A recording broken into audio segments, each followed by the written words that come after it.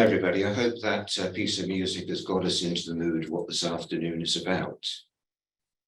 And anyone who's following the Advent booklet will know that each Sunday in Advent, we start a different subject. This last week was peace, this coming week is joy. And that's what this afternoon is about. It's about joy. It's about the joy of looking forward to the Christ. And a line from today's Advent reading in the booklet said, joy is a sense of expectation grounded in the truth of our wholeness. So as I light the Christ candle, let's just think about that joy, the joy that comes from the new renewal of the Spirit within us.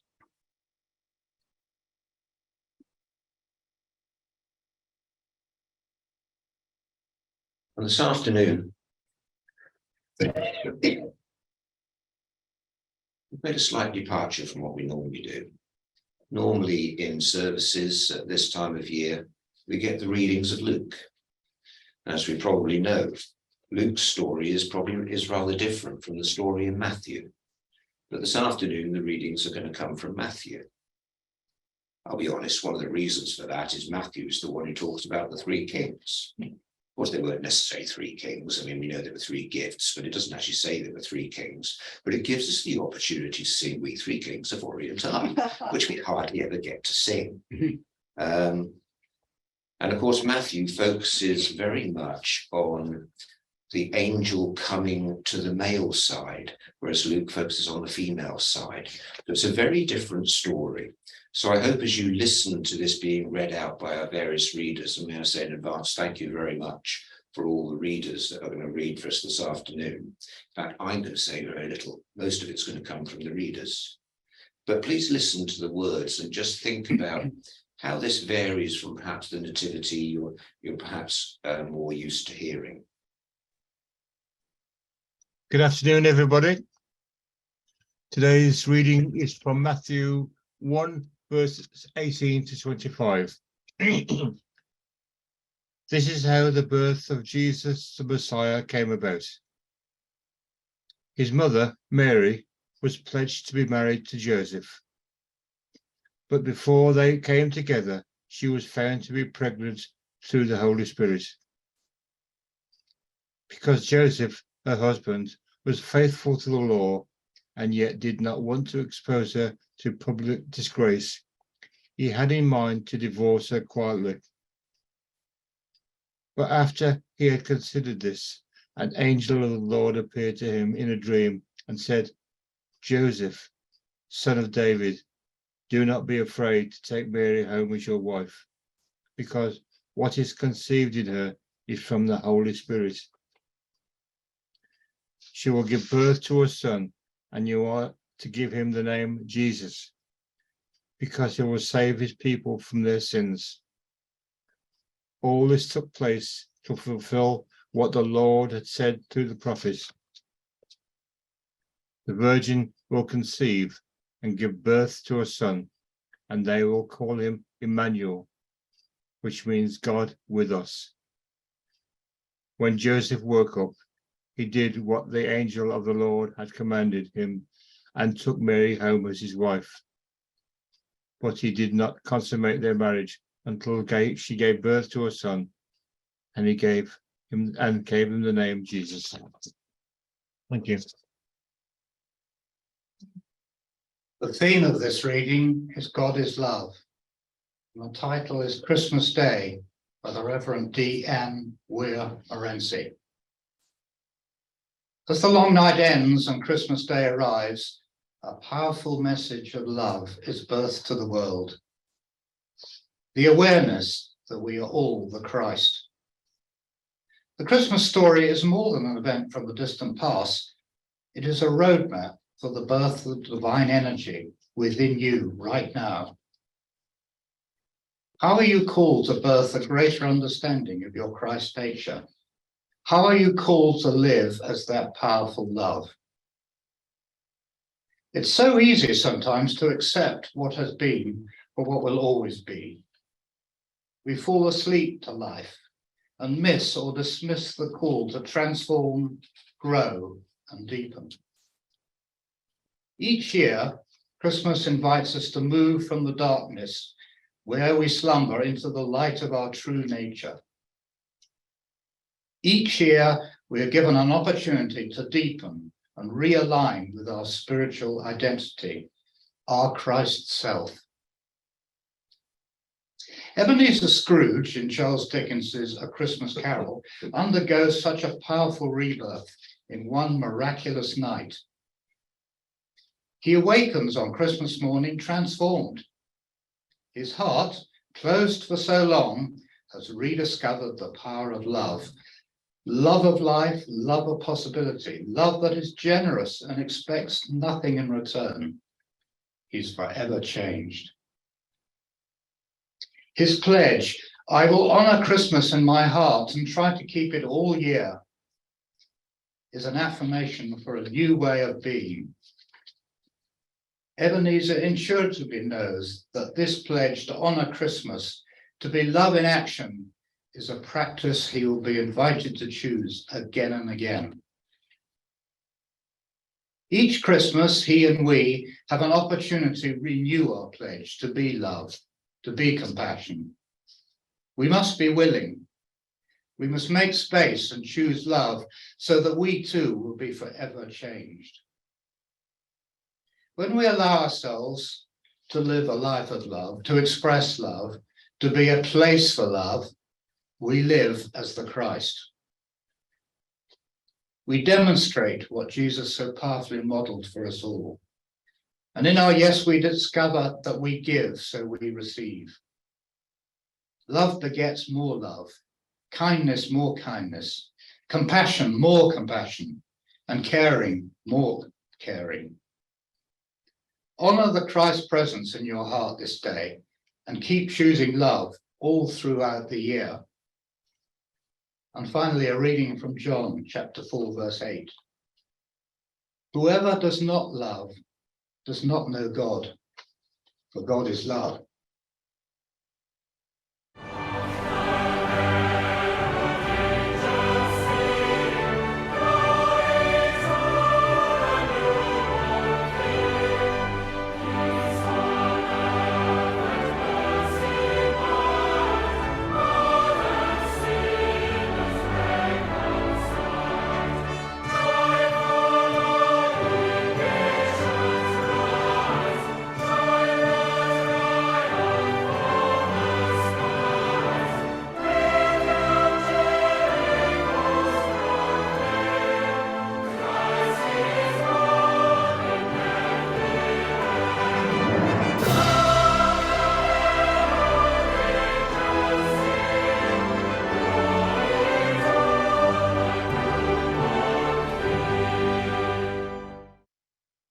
This reading is from Matthew chapter 2, verses 2 to 12, and it regards the wise men. After Jesus was born in Bethlehem in Judea, during the time of King Herod, Magi from the east came to Jerusalem and asked, "Where is the one who has been born King of the Jews? We saw his star as it rose and have come to worship him." When King Herod heard this, he was disturbed, and all Jerusalem with him. When he had called together all the people, chief priests and teachers of the law, he asked them where the Messiah was to be born. "In Bethlehem, in Judea," they replied, "for this is what the prophet has written. But you, Bethlehem, in the land of Judah, are by no means least among the rulers of Judah, for out of you will be born a ruler who will shepherd my people Israel." Then Herod called the Magi secretly and found out from them the exact time the star had appeared. He sent them to Bethlehem and said, "Go and search carefully for the child. As soon as you find him, report to me so that I may go and worship him." After they had heard the king, they went on their way. And the star they had seen when it rose went ahead of them until it stopped over the place where the child was. When they saw the star, they were overjoyed. On coming to the house, they saw the child with his mother, Mary, and they bowed down and worshipped him. Then they opened their treasures and presented him with gifts of gold, frankincense, and myrrh. And having been warned in a dream not to go back to Herod, they returned to their country by another route. And our next reading is called The Gift When Least Expected. And Richard Bellis gives us a dad's view of the Christmas scene. It was a Christmas day a number of years ago, and there were a ton of presents under the tree. I knew because I bought, hauled home, and wrapped most of them. As the day began, I wished we could have had a few more hours sleep before giving and opening the presents. If I'd had my way, we could have eaten breakfast first and even had time for a cup or two of coffee. But that's not how the day unfolds with young children in the house. They were up at the crack of dawn and lit up like a Christmas tree when they saw all Santa had brought them. As the children began opening their presents, there were shrieks of glee over Santa's bounty. My wife opened her presents, and she loved what she received. We have several cats, and we maintain a tradition of Santa Paws, who rides with Santa to bring catnip and other joys to our feline menagerie. My thoughts meandered over what it was like being a child on Christmas Day. Then I had a Scrooge-like thought. By the time you're the father of the family, you're lucky if you get a pair of socks and a tie. As the father, your role is to give the gifts and count your blessings. And then I thought, be grateful that you have children and that you get to view Christmas morning through their eyes. Be grateful that you experience the prosperity and abundance to give. As soon as I counted my blessings, my attitude changed to one of gratitude and love for unconditional giving. Who cares if I get socks or a tie? But then something happened I didn't expect. My wife placed a few big packages in front of me and told me to open them. I did. And what emerged was my Christmas present, a brand new computer system. My wife told me how she worked with my son to get just the right computer, and it was. I was amazed, not just by my wife's thoughtful gift, but that it came after my mind and attitude were set in divine order for gratitude in simply giving. We three kings of Orient are, bearing gifts we travel afar, field and fountain, moor and mountain, following yonder star. Oh, star of wonder, star of light, star with royal beauty bright, westward leading, still proceeding,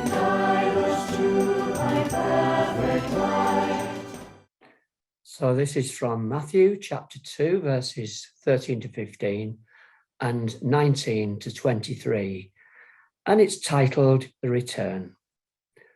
When they had gone, an angel of the Lord appeared to Joseph in a dream. "Get up," he said, Take the child and his mother and escape to Egypt.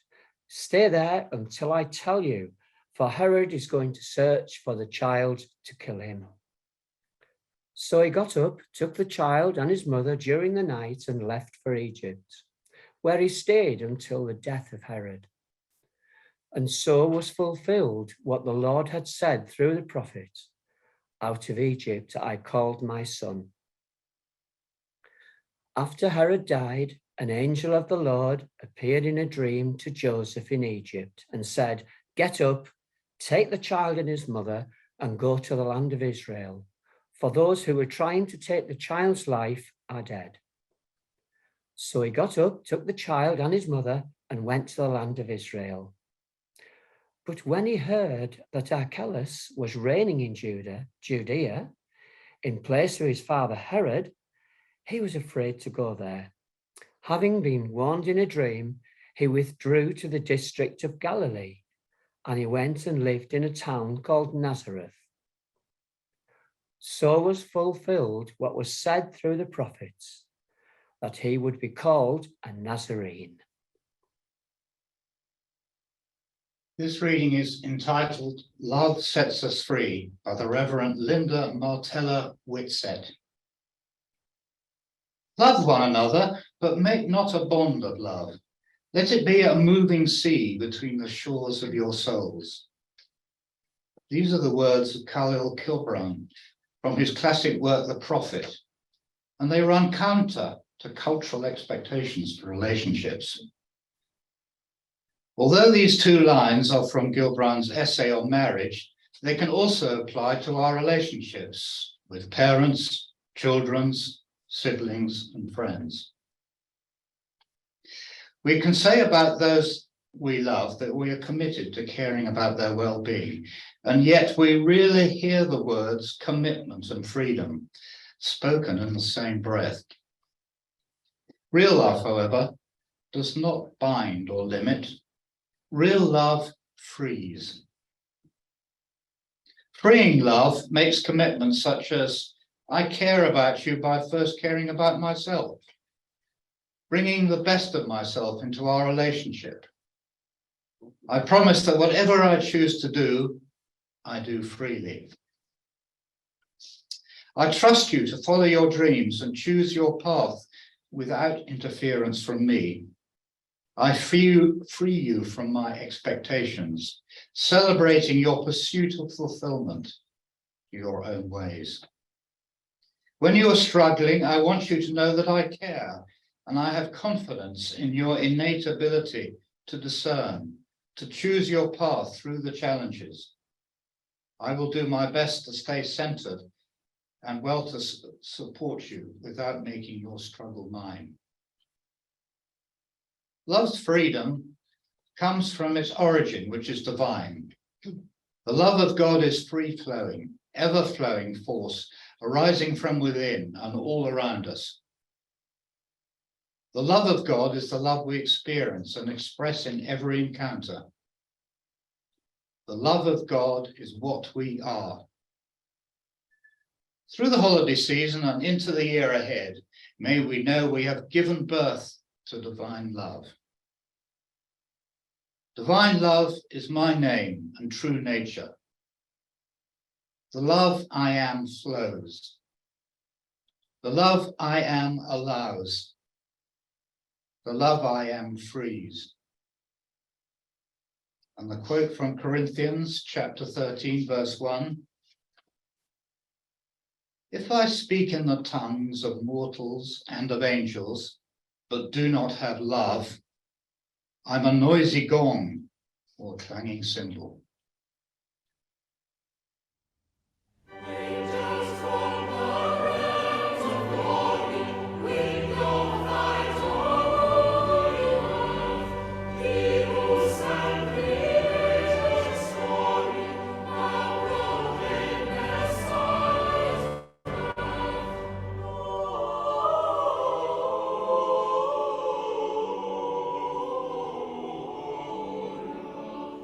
We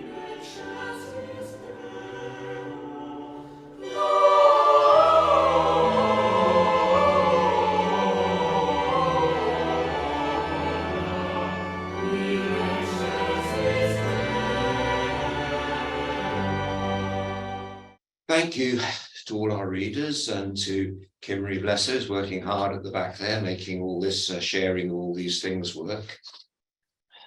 I hope that those 3 readings and the things we've just done all hung together in a way for you, because we're going to move into the candle lighting. James Dillard Freeman, in talking about the candle lighting, said that it's all about the light that shines in us. For us, that light is personified by Jesus. Jesus was our way shower. He was the one who exemplified the Christ in us. And so the first reading, the birth of Jesus, was deliberately tied to the reading that Peter gave us, that God is love. God is love, the light that shines in us.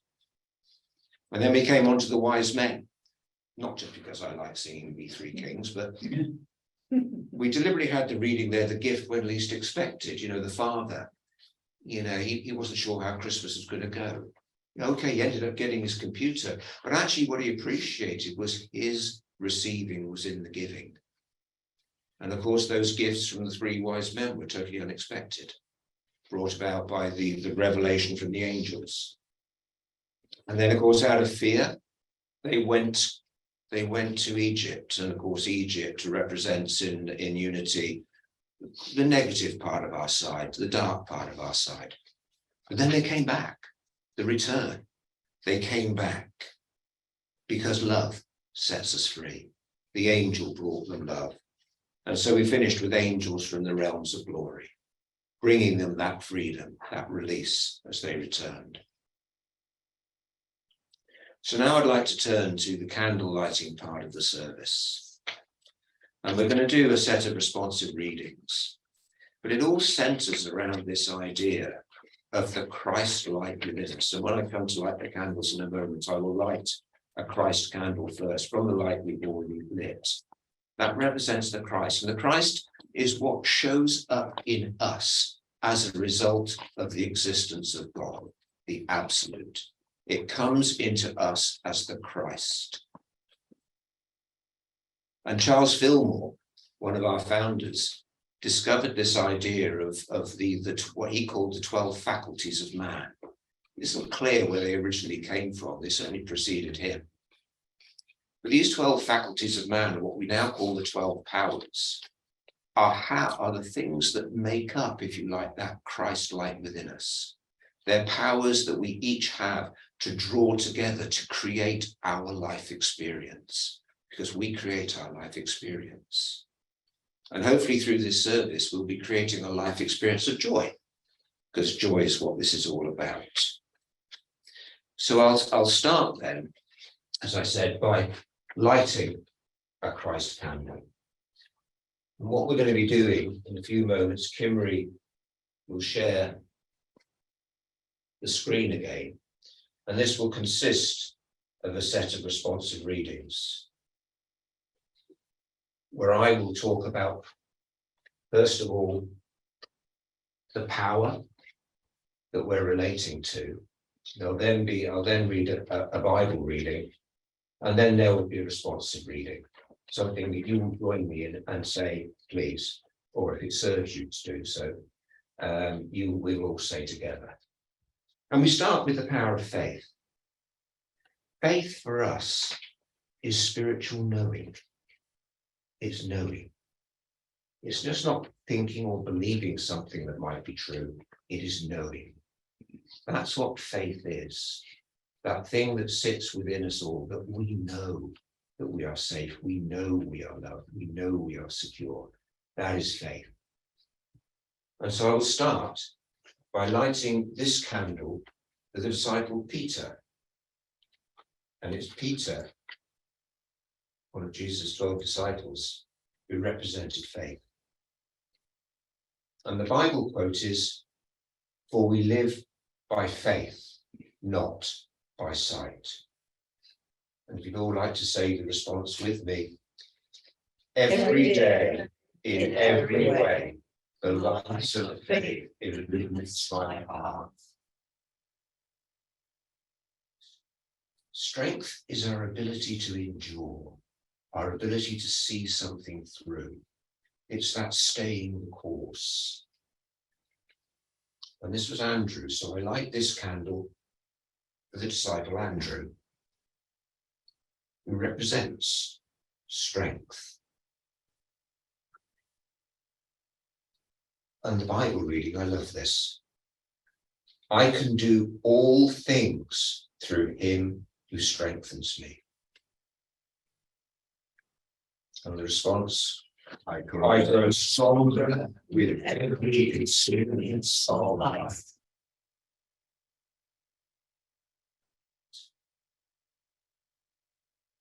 Wisdom is the ability to intuitively discern. I like this candle for the disciple James, son of Zebedee, who represents wisdom. And the Bible reading is, for the Lord gives wisdom. From his mouth comes knowledge and understanding. And the response, in the quiet of my heart, I see and know what is mine to do.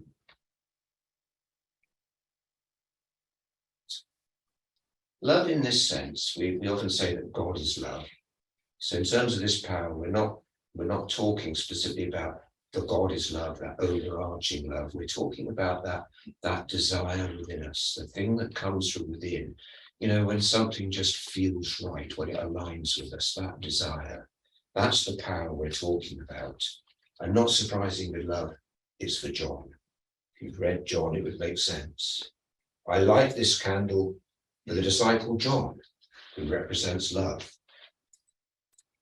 And the Bible reading is, give thanks for the God of heaven, for his steadfast love endures forever.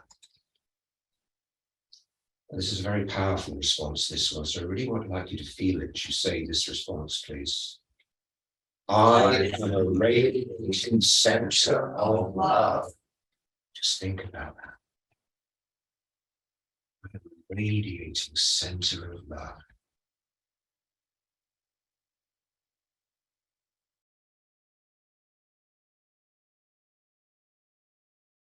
By power here, we're talking about our executive authority, our ability to control and manage our thoughts, feelings, and beliefs.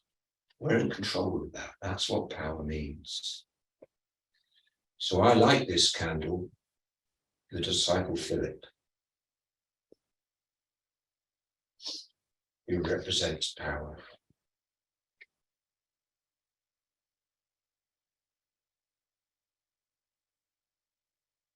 And the Bible reading, may the God of hope fill you with all joy and peace as you trust in him, so that you may overflow with hope by the power of the Holy Spirit. The response is, the presence and power of the Spirit now manifest in me and through me. Feel that power of the Holy Spirit manifesting in and through us.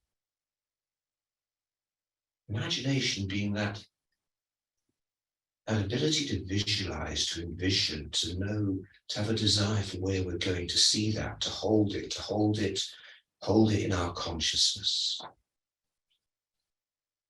So I like this candle for the disciple Bartholomew, who represents imagination. And the Bible reading, set your mind on things that are above, not on things that are on earth. And another really strong affirmation here in this response. I create big, bold, and brilliant imaginings. Our understanding is our ability to comprehend, to interpret that which is happening through us and as us. So I like this candle, the disciple Thomas, who represents understanding.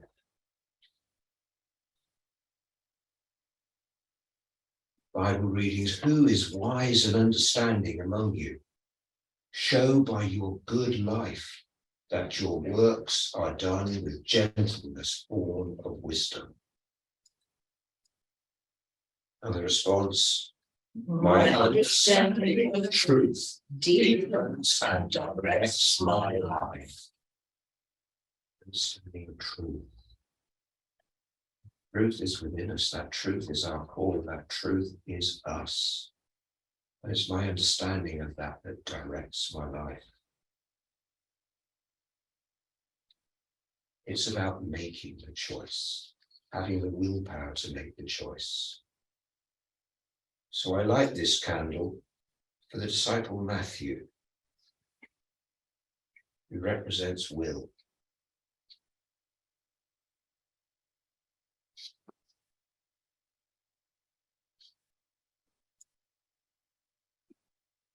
And the Bible quote here is really about choosing your path, choosing the path you want to take.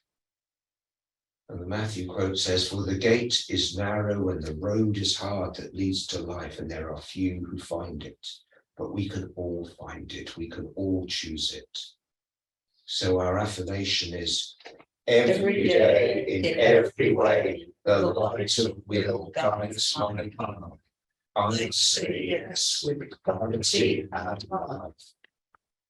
We say yes with clarity and love.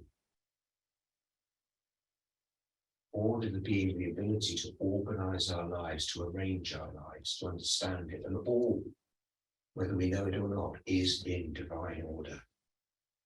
So I light this candle for the disciple James, son of Alphaeus, who represents order. And the Bible quote from Mark is, "The earth produces of itself first the stalk, then the head, then the full grain in the head," order. And so the response, my life is balanced and in order, and all is well. Passion, excitement, genuine passion. And so I light this candle for the disciple Simon, who represents enthusiasm. And the Bible quote from Romans is, "Do not lag in zeal, be ardent in spirit." And you're not going to be surprised when I say, let's say this affirmation with real passion and zeal. Passion and awakened, I am a vital force of spirit. I am a vital force of spirit. I am a vital force of spirit. It's that ability to let go, to forgive. Forgiveness is such a powerful thing. It is our ability to let go. And so I light this candle, the disciple Thaddeus, who represents elimination.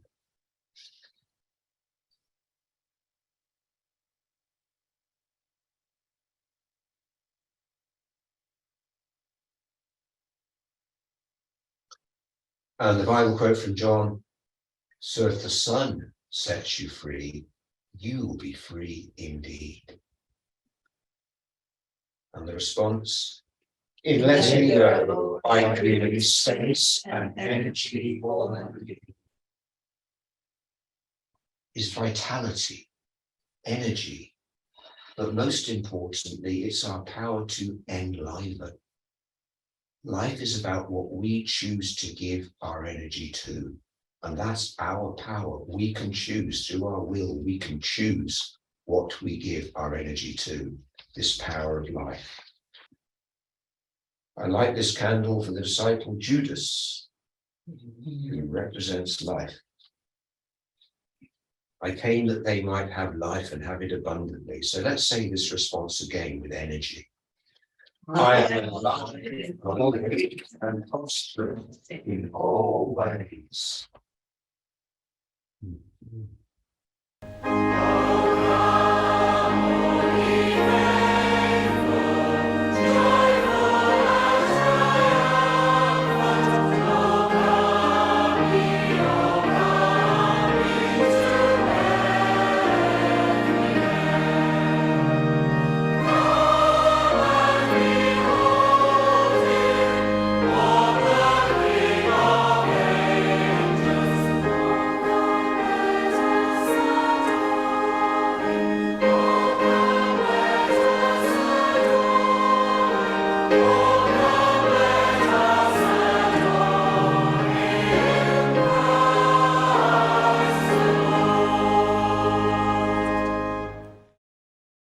Okay, so this reading is by Reverend Kathy Beasley, called What Child Is This?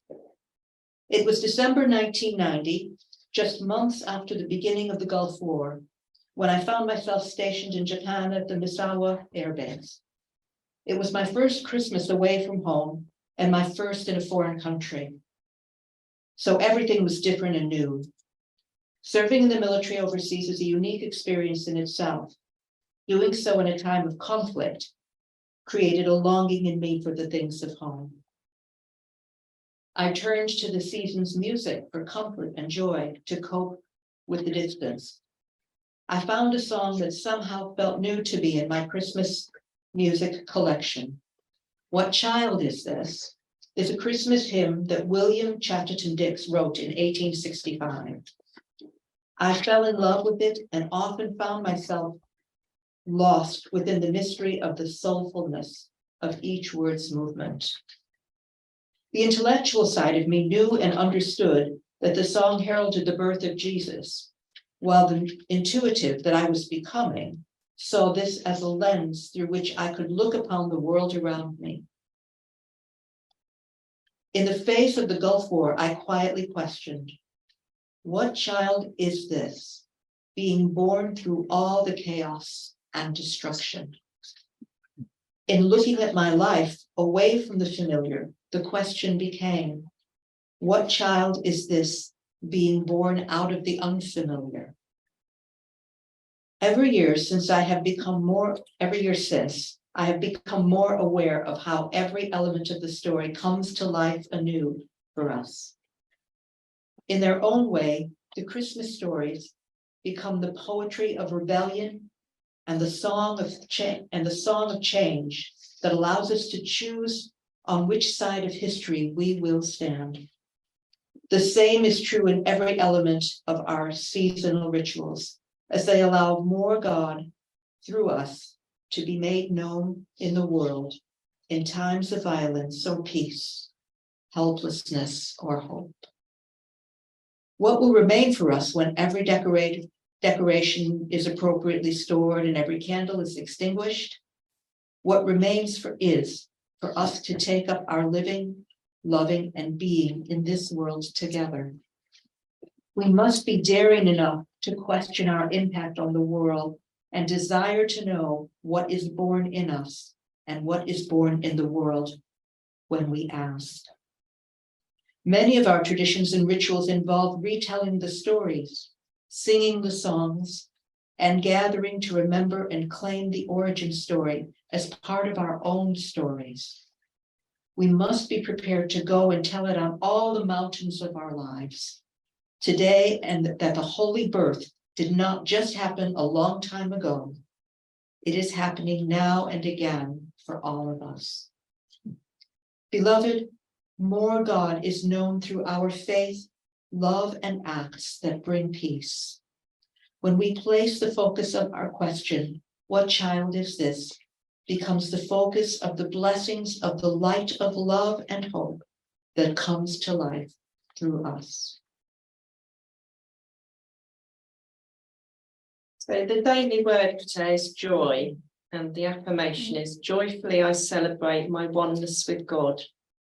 And the reading is, as the three wise men followed the star to Bethlehem to greet the newborn child, I follow my inner light and discover the Christ within. As I approach the conclusion of Advent season, I realize that this, rather than material goods or creature comforts, is the source of my joy. The Christ within is the part of me that is always one with God, omniscience, omnipotence, omnipresence. When I face challenging times, I can draw from that inner wellspring of joy, my foundation of irrepressible strength and fortitude. I have within me the power to overcome any challenge. This day, this moment, I am joy-filled and I celebrate the overflowing blessings of my divinity. And the reading at the bottom is Matthew 2:10. When they saw that star had stopped, they were overwhelmed with joy. I'll just give you a moment to reflect on that.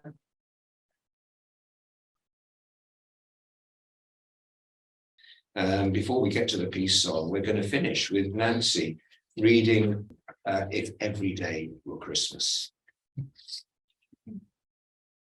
If Every Day Were Christmas by Jane Stillett Freeman. If every day were Christmas, how different life would be. If not one day, but all the year were ruled by charity. Had we the faith in miracles, a child has Christmas morn, each day would be love's manger, and Christ would be reborn in us again to change and heal our outworn wars and ways.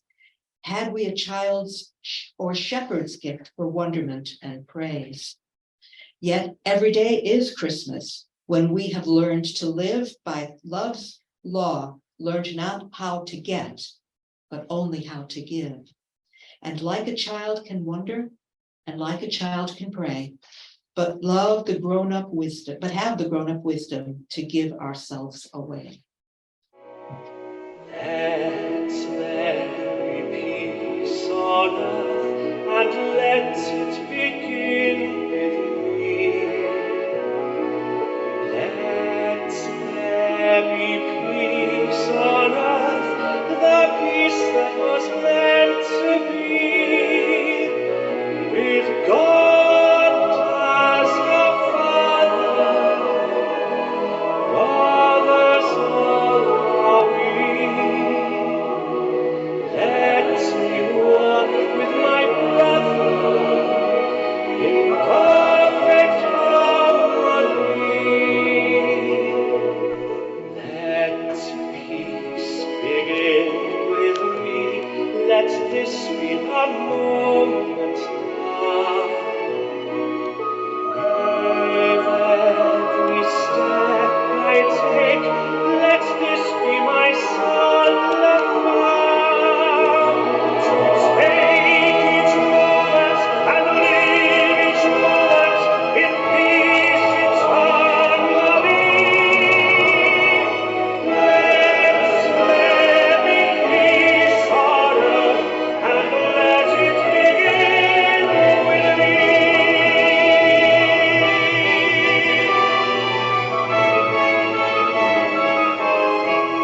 And let it begin with me.